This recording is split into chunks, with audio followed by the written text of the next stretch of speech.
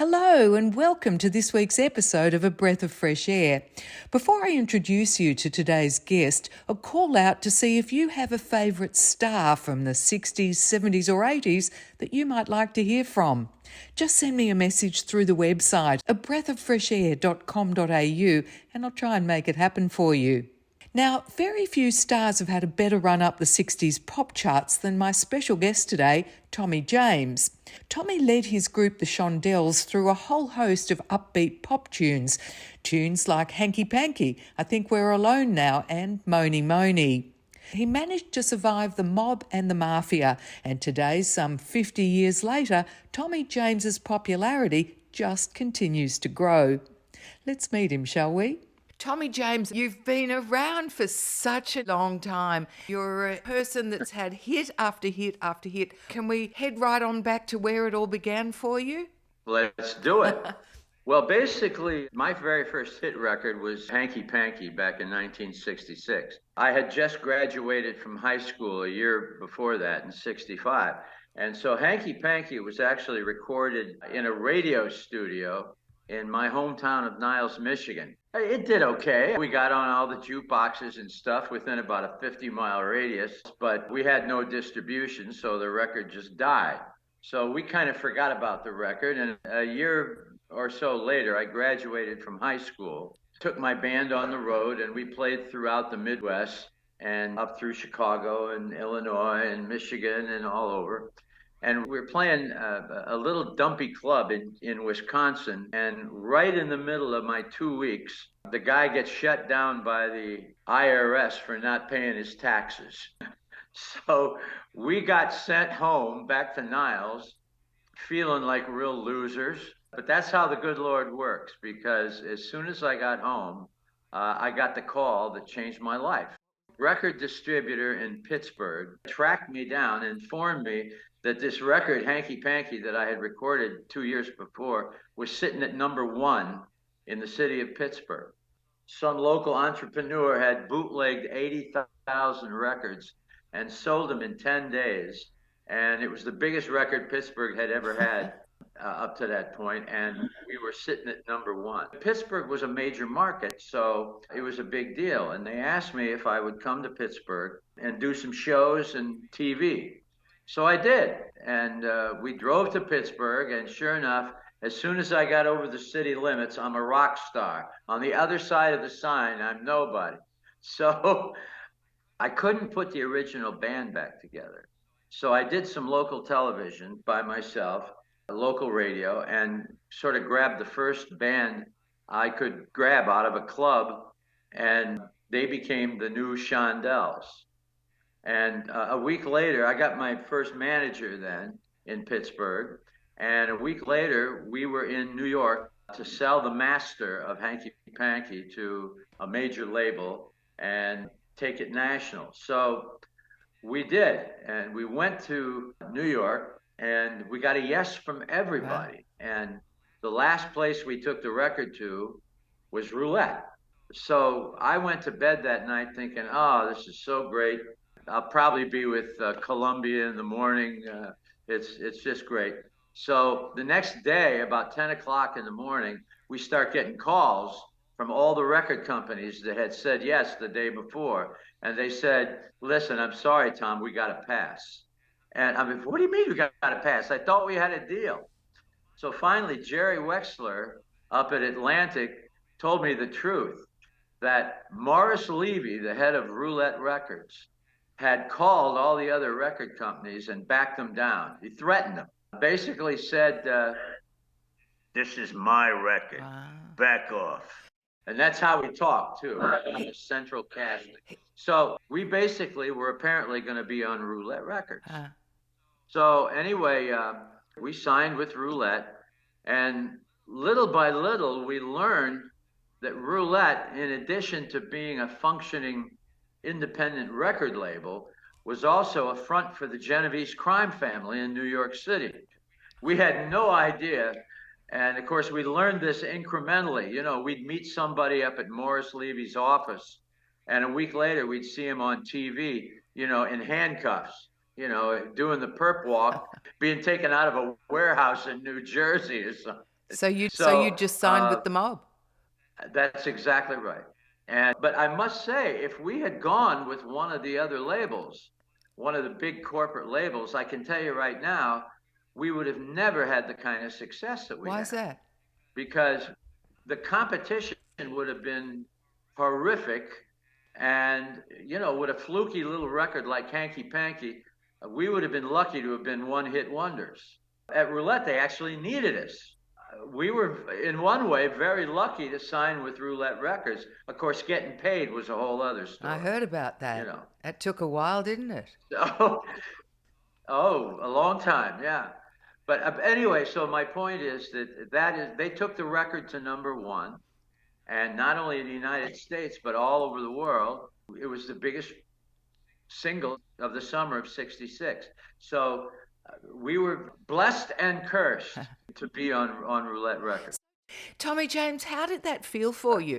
You were hardly out of your teens, and all of a sudden you're a global superstar. What changes did that bring about in your life? Well, it brought all kinds of changes, but mainly Roulette, Morris Levy allowed us to run our own career, which was astonishing because we knew nothing. I mean, but I was allowed to put a production team together. I was allowed to spend endless hours in the studio. We weren't going to get paid anyway, so what the hell?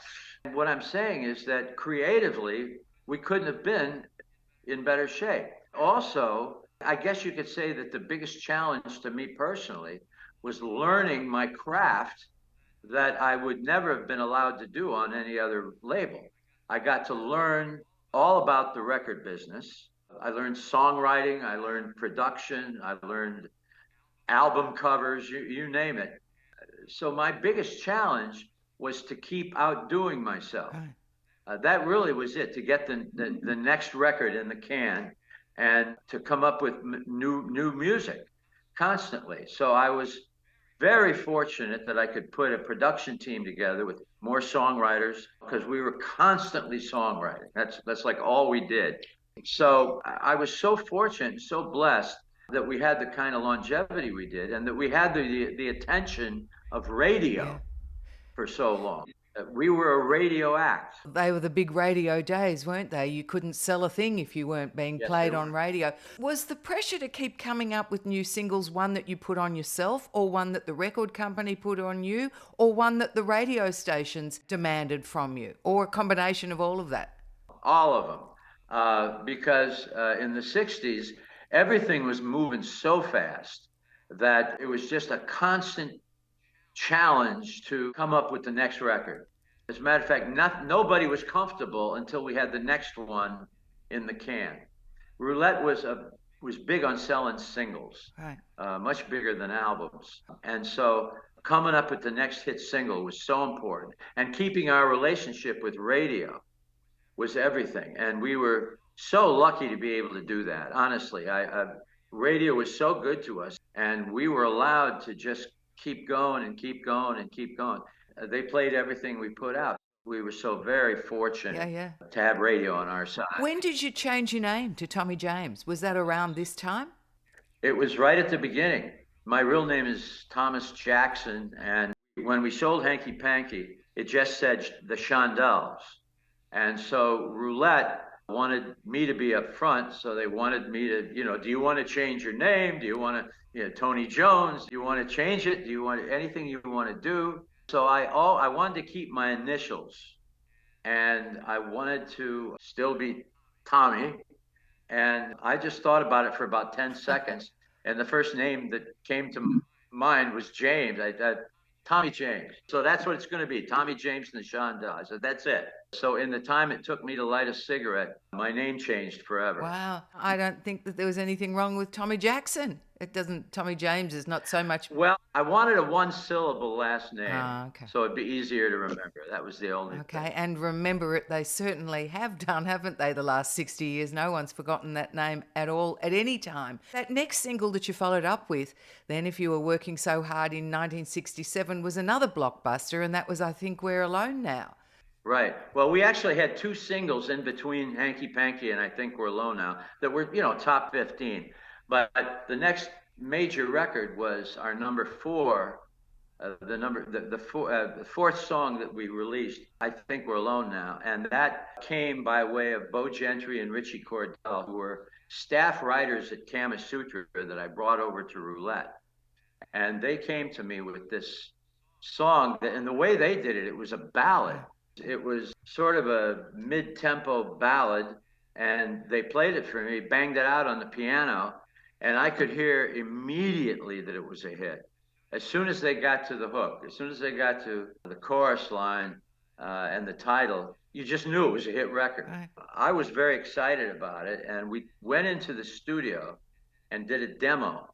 And I said, we got to speed this thing up. It's too slow. And that's where we came up with the eighth note staccato, eighth notes on the guitar, the doom, doom, doom, doom, doom, doom, doom, doom, doom, doom, doom, which really became the signature sound of the song. So we took it back to Roulette, and Morris flipped. The funny thing about Morris Levy, he was every bit a gangster, but he had great ears. He could hear hits. He really was a great record man. I mean, it was amazing. And he heard I Think We're Alone Now right off the bat. And he said, that's your next record. So we went in the studio and recorded it. I did the lead vocal the afternoon of Christmas Eve, 1966. And what a Christmas present that was. Did he give you free rein to choose whatever song you wanted to record? Or did he have a say in that? Yes, he did. I was so fortunate, honestly, because like I said, if we'd have been with Columbia or Atlantic or something, I would have never been in charge of my own career. Yeah. I got to really learn the music business, the record business. Morris Levy sounds like it's a Jewish name. What was a good Jewish boy doing in the Italian mafia? That's a great question. He couldn't be a made man because he was Jewish, but he was not Italian. But he was what they called a mob associate. He associated, believe me, all these guys, we'd meet people in Morris' office that we recognized from TV, from, the news on TV. And these wise guys would come up and hang out in Morris's office because they loved the action. They loved being around the music, and they treated it like a social club. Yeah, right. And it was amazing, but what can I say? It worked, I guess. And of course, New York City was the headquarters for the mob in those days, wasn't it? Certainly was. And for the Genovese crime family, it certainly was. They were one of the major families. Morris Levy had a keen sense of where the business was headed, and he capitalised on it. He always remained a shadowy figure, even decades after his death. Morris Levy evolved from a poor, uneducated cloakroom clerk to a record business mogul as he managed, manipulated and levered his way to power. He always saw innovative ways to capitalise on radio play as a promotional tool beyond conventional payola.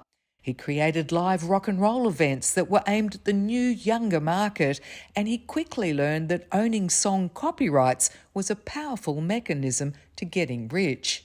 We constantly had to pretend we didn't see things that we saw and pretend we didn't hear things that we heard. So, while we were Mony Mony and Hanky Panky, there was this very dark and sinister story going on behind us that we couldn't talk about. Yeah, right. In the spring of '68 came Mony Mony. That was an interesting record for us because not only because it was a huge hit, but because it was so different. I had always loved party rock, the throwback records back to Mitch Ryder and Gary U.S. Bonds and, those kind of records, that just had that live sound to them that put everybody on the dance floor, Louie Louie, those kind of records. So I wanted to make one.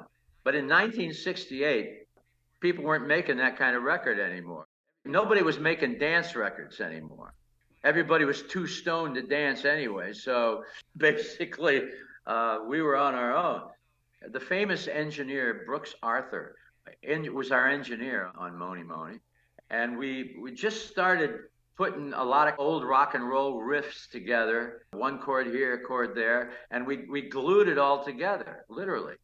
And we finally came up with a music track that we liked. And then we wrote this sort of silly song, this nonsensical song about a girl. It sounded like old rock and roll. So then we added, the sound effects and stuff. But the bottom line was, the night before I was supposed to do the lead vocal, we still had no title. And it was driving us nuts because we had all the lyrics to the song done and no title. So Richie Cordell, my songwriting partner, and I were up at my apartment in New York trying to come up with a title, and everything we came up with sounded so stupid.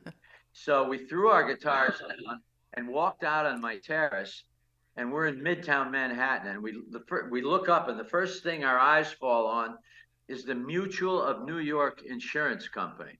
Mony, and it was flashing, Mony, Mony, and Mony, Mony, and it had a clock in the middle of the O and a dollar sign, and gave you the weather and the time and everything. So we just started laughing because that was the perfect name. If we had been looking in the other direction, we were so desperate that it could very easily have been called Hotel Taft or YMCA. So anyway, that's a true story. It sounds like it was made up by a press agent, but it's a true story. And that became the title of the song. Amazing. You had produced 7 back-to-back smash singles until Mony Mony, but then you became in 68 one of the first artists ever to experiment with music videos and created a bit of a mini film around Mony Mony. And that was some 13 years before MTV even hit the airwaves. Well, that's true. It had always made a lot of sense to make a film of your hit record. It hadn't been done really in the 60s.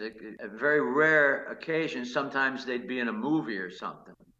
But the idea of making a film, a video of your hit single made all the sense in the world to me. But we couldn't get it played anywhere on American television. We did a video of Mony Mony. And by today's standards, it looks like it was made by a caveman, but it was a video. And the only place we could get Mony Mony, the video, played was in European movie theaters in between double features. Oh, wow. So it was me and Daffy Duck for a long time, you know what I'm saying? So you were pretty much... And Daffy wanted to close. You were pretty much ahead of your time in a lot of ways, but particularly in that way. You wouldn't have been at all surprised then when MTV started up a decade or more later. They saved the music business. They really did. And then Top of the Pops in London, the TV show, started playing the video of Mony Mony because Mony Mony went #1 in England, was one of the biggest records they ever had. Actually, it was bigger in England than it was in the United States. So they began playing it, and then they shifted it back over here, and MTV and VH1 then started playing the old 68 video of Mony Mony, and that was kind of funny. I'd imagine your entire time would have been spent writing songs, in the studio recording songs, touring radio stations, promoting songs. Did you have any time for you outside of music then, or was that your entire life? Well, it pretty much was our whole life right then, because we couldn't vacation. You know, you couldn't take a month off because you had to get the next single out. But it was what I loved doing. I always wanted to do rock and roll. There's never a time in my life I didn't want to be a rock and roll guy. Right. So, I mean, God gave me the desire of my heart. And so I wasn't going to blow it by taking time off. I really was very dedicated to what I was doing, but it was a real grind. I can't tell you, it was a real grind. We're all popping pills and staying awake and you know. We didn't do much partying, you know. We all rock and roll guys get, you know, credited with doing a lot of partying and carrying on. We didn't have time for that. We really didn't. We were really driven, very dedicated to what we were Incredible. doing. Was it that era that dictated that you were putting out single after single rather than working on an album? Well, yes. I mean, we did albums, but at Roulette, basically from 66 to 68. Everything was about singles, and the album was whatever wasn't a single. Right. In 68, that all changed because the Beatles had come out with Sgt. Pepper and showed the industry how much money they weren't making, how much money they were losing by not making albums the priority. But AM radio was devoted to singles. So that year, some interesting things happened. FM radio started playing rock and roll for the first time. Up until '68, the FM was playing jazz and classical. Ah. All of a sudden, starting with K-Earth in San Francisco, KRLA in Los Angeles, and WOR in New York, were suddenly the big three FM stations were playing rock and roll. That had never happened. Also, a whole lot of technology was coming down from the space program. Everything was being miniaturized, and we had like the first synthesizers, and we had the very first digital stuff. That was brand new. Also, I was asked by the vice president, Hubert Humphrey, if we would go on the road and play some rallies with him, which we did. And the most amazing thing happened. We got on the road. He asked us if we would do the whole campaign. So we did it. And basically, we left right after the convention that summer. And we didn't come back until November after the election. And so in that 90-day period, the whole music industry turned upside down. Everything went from singles to albums. And, when I left to go with Hubert Humphrey, the big acts were us, the Rascals, Mitch Ryder, Gary Puckett, but it was all singles. Yeah. When we got back, it was Blood, Sweat, and Tears, Crosby, Stills, and Nash, Led Zeppelin, Joe Cocker, Neil Young, all albums. It had changed. Right. There was this massive extinction of singles acts suddenly at the end of 1968. And we were so fortunate to be working on a little tune called Crimson and Clover at that very moment, because Crimson and Clover allowed us to make the jump from AM top 40 singles to FM album-oriented progressive rock. There's no other record we ever put out, I don't think, that would have allowed us to do that in one shot like that. When you went out with Vice President Hubert Humphrey, I believe that was actually the first time that any rock artist had been asked to campaign for a presidential candidate. Is that right? That's right. Politicians in rock and roll were never together until we went out with Hubert Humphrey. And then everybody started doing it afterwards. But it made a big difference because, and I think he was right, he got the youth vote. He lost by this much in the end, but we could have done a lot worse than Hubert Humphrey, believe me. He was a good man. But when deciding to do that and go out with him for 3 months, what swayed you that that would be the right way to go? Well, I just believed that it was the right thing to do, because back then, with the assassinations and all of the stuff that was going on, the country was so divided, like it is now, only I think generationally much worse because of the Vietnam War. I was never a protester and I was never really a hippie, but I just believed that that was the right thing to do. And we could have done a whole lot worse than Hubert Humphrey. He told me how he was going to end the war. I mean, he flat out told me what he was going to do. He's going to do a national referendum. Right. And he said, we'll save 25,000 kids. Yeah. And that's exactly what it would have been. So we gave it all we could. Yeah. And amazing. So, but yes, it was taking time off. The Democratic Party gave us a Learjet to fly back and forth from the campaign to New York when we could do it.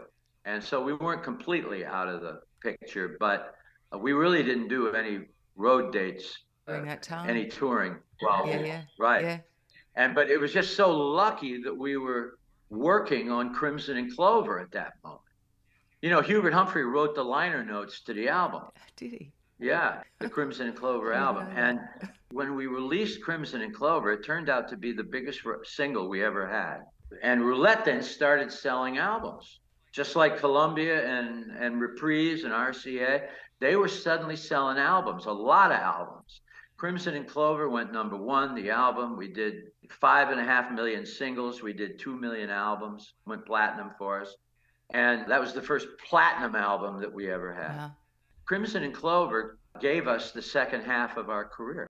It was one of the first records I ever bought. Is that right? You may owe me some money. I don't know. Did you pay for it? I paid for it. I don't know if you got paid for your end. Did you start to make some money then? That's what I mean. Yeah, I hear you. Well, we made a lot of money from touring and from BMI and from the publishing and stuff like that, the songwriting.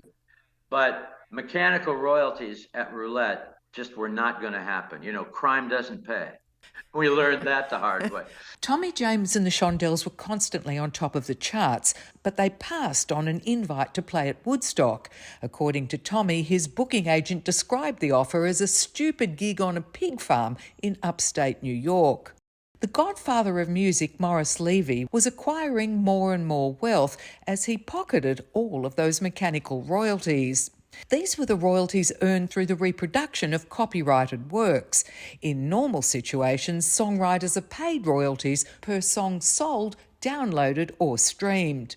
At any rate, we were just told outright that we were not going to get mechanical royalties. But we constantly had to decide, were we going to stay there or leave, try to leave, because we were having such amazing success with record sales, and that we figured it was worth it to stay. And it was, because now I get to tell the story. You do, and having written the book as well, which tells the same story too. Well, you were having amazing record sales. Apparently, sales of your 4 1969 hits topped those of the Beatles that year. Well, just in singles.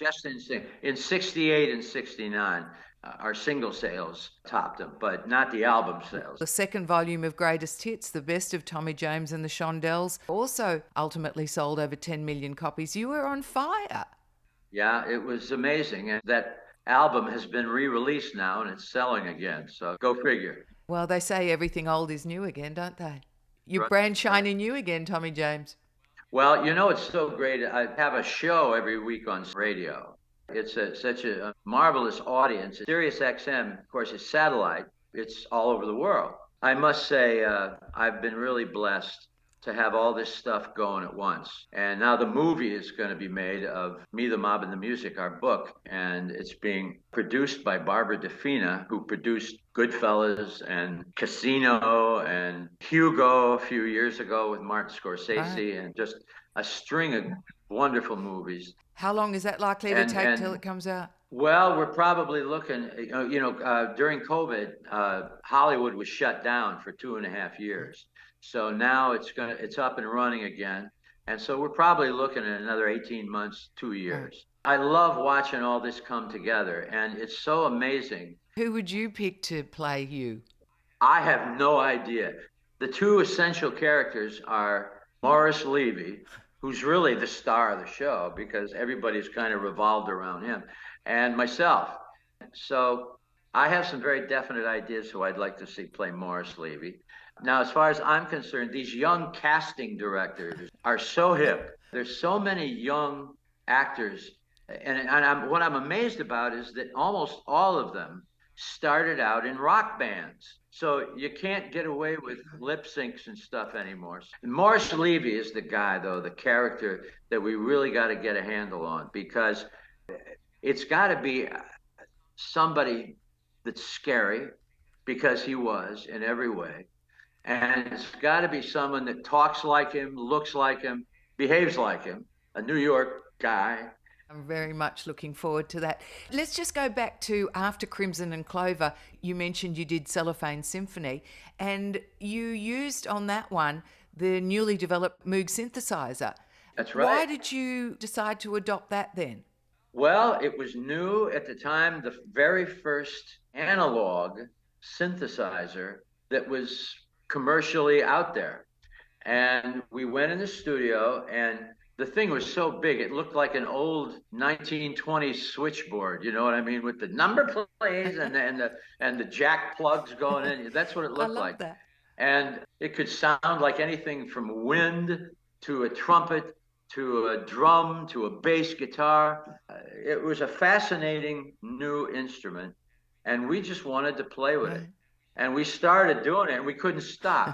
So the album was called Cellophane Symphony, meaning plastic music.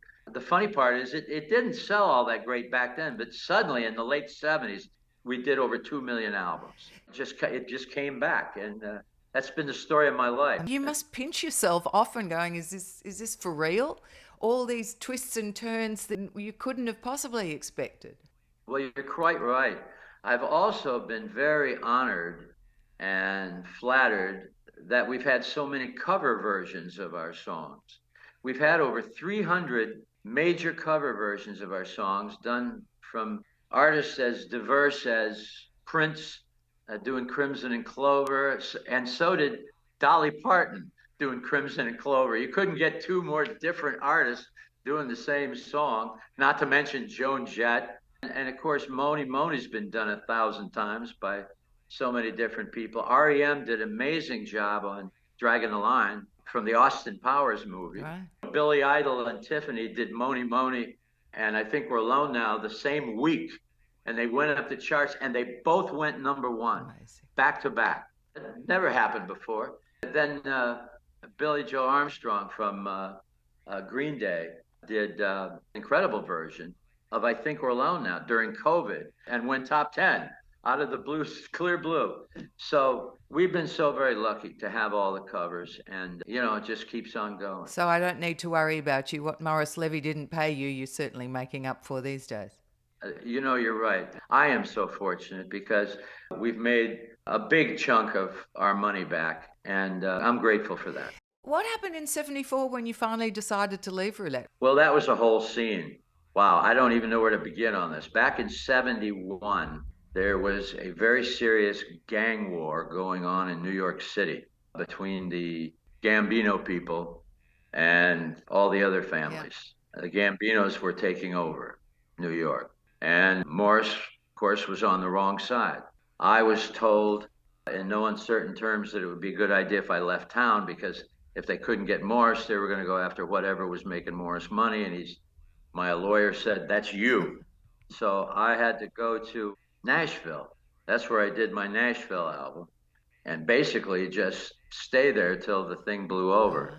And I did. It was then, after several years of constant recording and live work, that Tommy and his band decided to take a break.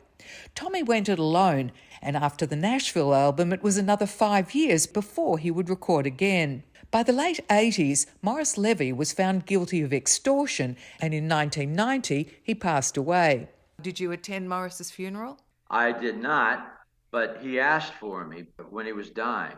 And I tried to get back because I owe Morris a whole lot. Even though he took a lot from us, I owe him all the success that I've had. That would have never happened anywhere else. And Morris and I had great respect for each other in a left-handed kind of way. It was an abusive father-son relationship where he slaps the kid around, but he sends him to college. Yeah. You know what I mean? Yeah. That was the relationship. So, no, I didn't get a chance to go, but I missed the guy terribly. What can I say? A huge figure in your life. Tommy James, what an absolute treat to speak to you and to recount some of the milestones of your career. It's been absolutely huge.